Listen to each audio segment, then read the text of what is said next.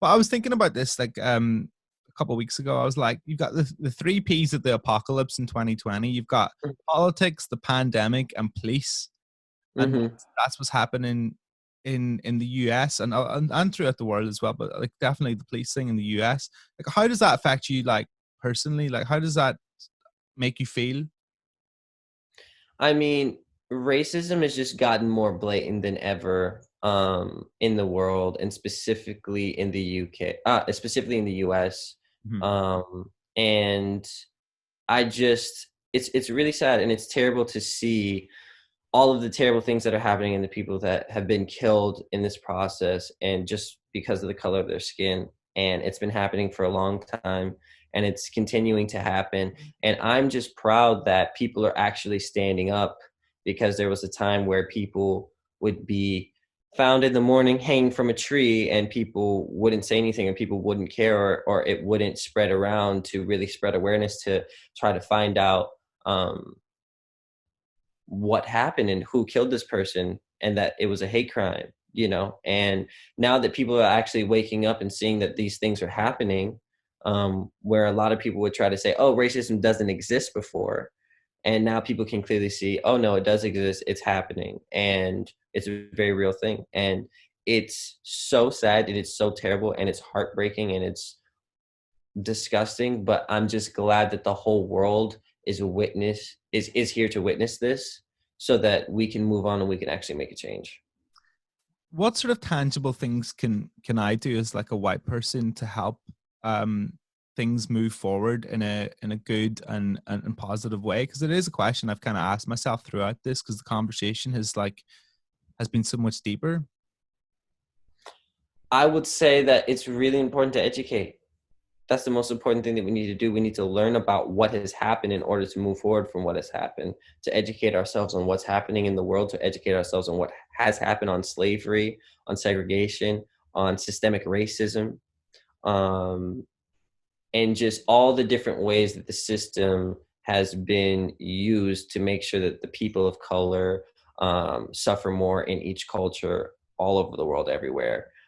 So I feel like the more that we can understand this suppression upon the society, we can move forward from it, and we can speak on it from a place where we do understand more than we did at a different time, because we're all learning from the times. Yeah, no, So I think, yeah, educating is the most important thing, just on Black history and Black culture.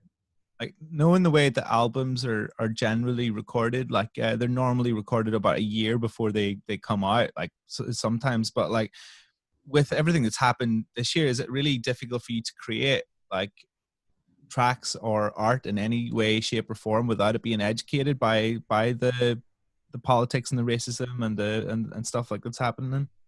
Yeah, being a Black man, it's hard for me to make an album in general without it having to do with that. I mean, that's completely what Iris in my last album was. It was all about this, and it was all about police brutality. And if you look at the music videos, there's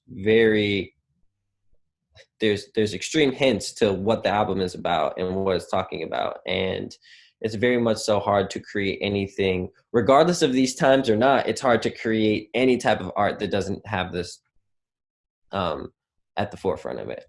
Who do you think are like the cultural leaders and and the spokespeople that you look up to um for this? Because like I enjoy like getting having sort of people suggest me going and listening to or reading or watching just to educate myself a little bit more. And I find that like Killer Mike from Run the Jewels spoke a lot of sense about this. 100%. Killer Mike is a very, very educated man. I really love the things he talks about. And for me personally, I've just been watching Malcolm X interviews. Mhm. That's it. Malcolm X, Martin Luther King, and just educating myself on people that are here right now talking about it, and the people that have been talking about it, because we've been singing these songs for a really long time. It's funny, like one of the biggest genres that deals with political unrest is punk rock. And if you look at like maybe the front cover of your like new album, you'll be like, oh, this is as far away from punk rock as possible. But it's not. Like when I think about you and your music, like have got a bit of a punk ethos to you, don't you? Definitely with my last album for sure. Yeah. I think that like you can hear it in the sonics, but also like I mean the sort of DIY nature of punk, of going, listen, nobody's telling me what to do. I'm going to go and do it myself. I'm going to do it for 100%.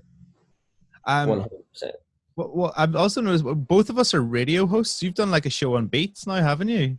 Yeah, I have. Like, how did you find that? I just, they reached out to me and they wanted me to come on to be a radio host, and I was like, I definitely will. This sounds amazing. I always like hearing how like musicians deal with like their first radio show where they have to stand behind a mic and play tracks, because I think that everybody thinks it's really easy, but it's actually harder than it looks. Totally. It's so much harder than it looks. It's crazy. Definitely giving a lot of props to you. Like that sounds like I was fishing, wasn't it? I was just like going, yes. Tell me how That's so funny. I saw like on TikTok there was a Jaden Smith TikTok challenge. That's how you know you did it, right? And the TikTok challenge was, how many times can you say Jaden Smith in one video? Yeah. It's hilarious. I feel like once you've made it onto like TikTok, then you're fine. You're golden for life. Totally. Totally. TikTok is a crazy one. Is it something that like you think about? Like, do you think about how you use your social media for good or for like for business, or is it something that is a necessary evil? Like I personally, I really hate it, but I need it. You know what I mean? Yeah, I think that you can really use it for a lot of good if there's good out there in the world to talk about, or things that you're involved in. I feel like you can, it's just a platform. You can use the platform to put amazing things on it, or you can use the platform to not. And I feel like it's really important to put positive and impactful things on our platforms. Big time. I want to talk about your first mixtape, The Cool Cafe. Right. So it came out like 2012. Am I right? I think so. I don't know, man. My timeline's all over the place. Yeah, I think so. Yeah, 2012. So the Cool Cafe, you can't really find that. Like, it's not on Spotify. It's not on Apple Music. I think like maybe somebody has put it up somewhere on YouTube or whatever. Is there a reason for that? Are you like going, that was too early, I don't want that represented to me, or like, or no, I wish that was on Apple Music. I want as many people to hear that as possible. You need to shout out your man Zane Lowe. Get him to put that up.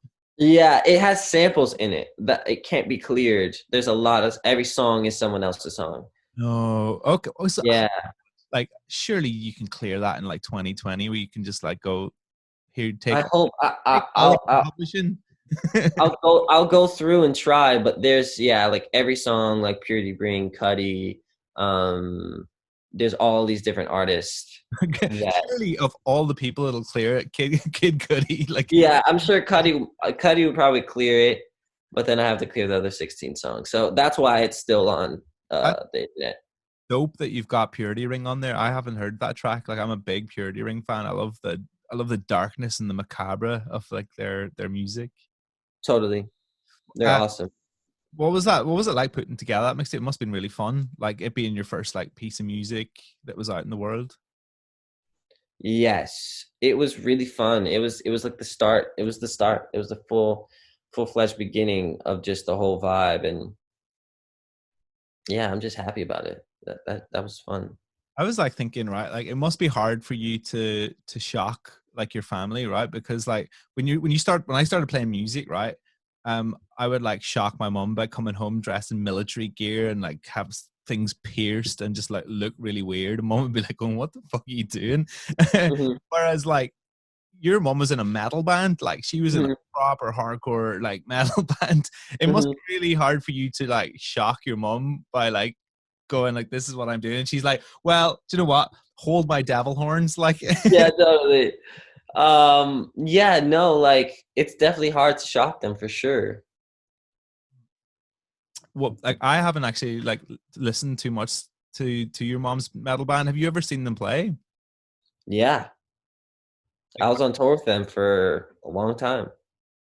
when you were like, how old were you? Like, were you a kid? Yeah, I was probably like 10. God, what? Holy crap! What's it like to go on tour when you're 10? Freaking fire. Really? Yeah, most fire thing ever. I mean, Have to do school like in different cities, like with your teacher and stuff, like on a bus. Like it's awesome. no 2 days are the same, and then you get to go and watch a rock concert every night. Mm-hmm. I mean, that's so mad. I never really thought about what it must be like to go on tour and all of that. You must have like lived off carrots and hummus because like that's all a touring is, right? Touring is Totally. playing live music and then eating carrots and hummus. Mm-hmm. What's your Freaking fire. relationship like touring yourself? Like what do you like about playing live?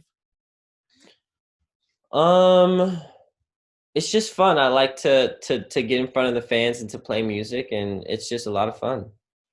Who is like the Who's like your favorite live artist? Like who have you seen? Like Kendrick's mine. I saw Kendrick a couple of years ago and I was just like, God, man, nobody's beating this guy. Yeah, Um, Kendrick's amazing. Kendrick's amazing, I would say. Or like Tyler the Creator is really amazing. Yeah. I yeah, like I I met Tyler once, right? Tyler, obviously, like you're good friends with him, right? But like he doesn't like doing interviews and he doesn't like journalists, right? Which Mhm. which I know for certain. So like before he was banned in the UK, he did like a thing where he got like loads of journalists onto a bus outside Vice and drove them to a paintballing thing. And Oh yeah. yeah, him and his cronies like had paintballs and they basically just shot loads of journalists with paintballs over and over. Wow. That's awesome. And I was like, that. And then he sort of like refused to do the interviews like afterwards as well. And I was like, that's like the most Tyler thing ever. Totally. Yeah, that's hilarious. Did he work on this record with you? Did you like work together on this? No, we didn't. We did not work together on this record whatsoever. Hmm. But we definitely want to work probably in the future.